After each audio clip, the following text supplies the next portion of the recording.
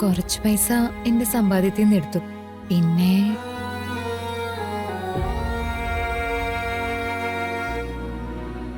ചേച്ചിയുടെ വള ഇവിടെ. അയ്യോ ശരിയാണല്ലോ. അത് വിറ്റു മോളെ. വിറ്റോ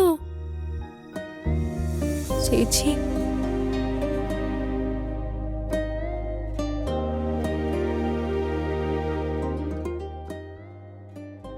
സാരമില്ല, നല്ലൊരു കാര്യത്തിനല്ലേ, നമ്മുടെ ഏട്ടന്റെ ഏട്ടത്തിയമ്മയുടെയും കാര്യത്തിനല്ലേ.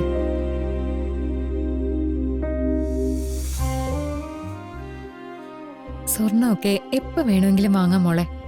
അല്ലെങ്കിൽ ഒരുപാട് ആർഭാടങ്ങളൊന്നും ചേച്ചിക്ക് വേണ്ട. ഗിരിയേട്ടൻ നമ്മൾ അങ്ങനെയല്ലല്ലോ വളർത്തിയിരിക്കുന്നത്. വാ, നമുക്ക് രണ്ടുപേരും ഇത് കാണിക്കാം. വാ ലീലേച്ചി, വാ. വാ ചേച്ചി.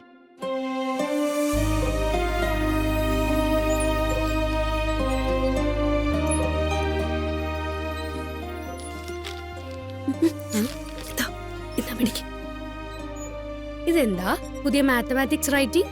ഇവിടുത്തെ കണക്കപ്പിള്ള റാണിയല്ലേ? കല്യാണം കഴിഞ്ഞപ്പോ പുതിയ ശീലങ്ങൾ പഠിക്കുകയാണോ? അത് പിന്നെ അങ്ങനല്ലേ വേണ്ടത്. കല്യാണം കഴിഞ്ഞാല് സ്വാഭാവികമായ ഉത്തരവാദിത്തം കൂടില്ലേ?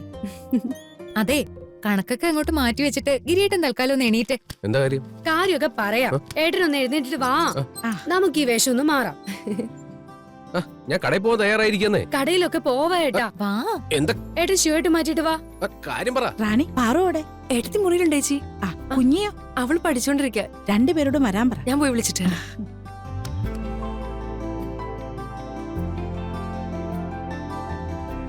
തൻ്റെ അച്ഛൻ എന്ത് വേണമെങ്കിൽ ചെയ്യട്ടെ, പക്ഷെ പാർവതിയുടെ കഴുത്തിൽ താലി കെട്ടുന്നത് ഞാൻ മാത്രമായിരിക്കും. എല്ലാത്തിനേക്കാളും മേളില നമ്മുടെ സ്നേഹം. അതിനെ തകർക്കാൻ ഒരാൾക്കും കഴിയില്ല.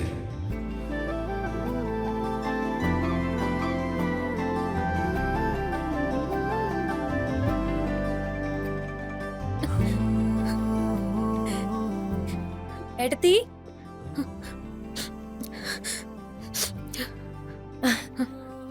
ഏട്ടത്തിയമ്മേ വാ. എന്താ കാര്യം? ഒരു കാര്യമുണ്ട്, പറയാം. പറ. വാ വാ.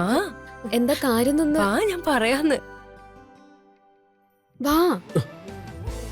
നിങ്ങൾ ഇപ്പോഴും കാര്യം പറയുന്നില്ലല്ലോ. കാര്യമൊക്കെ പറയാട്ടാ. ഏട്ടൻ ഇവിടെ വന്നിരുന്നേ. എനിക്ക് കടയിൽ പോണമെന്ന്. കടയിലൊക്കെ പിന്നെ പോവാൻ ഗിരി. ഒരു ചെറിയ കാര്യമുണ്ട്. ആറും കൂടെ ഒന്ന് വന്നോട്ടെ. ഏട്ടൻ ഇവിടെ ഇരിക്ക്. എന്താ കാര്യം? എന്താ മോളെ? ഒന്ന് സമാധാനപ്പെടേട്ടാ. വാ, സസ്പെൻസാ, പറയാം. എടുത്തിമ്മേ, കുഞ്ഞി വാ.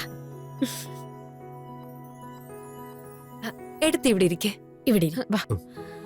ഏട്ടാ ഇവിടെ ഇരിക്കുക. എന്താ? അതെ, ഒരു ചെറിയ ചടങ്ങൂടെ ബാക്കിയുണ്ട്.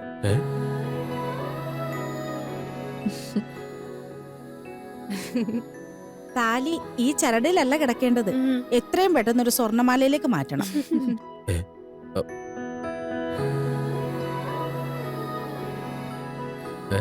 മാല?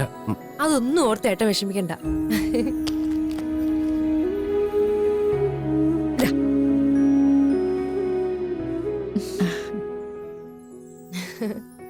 ഇതാണ് പുതിയ മാല.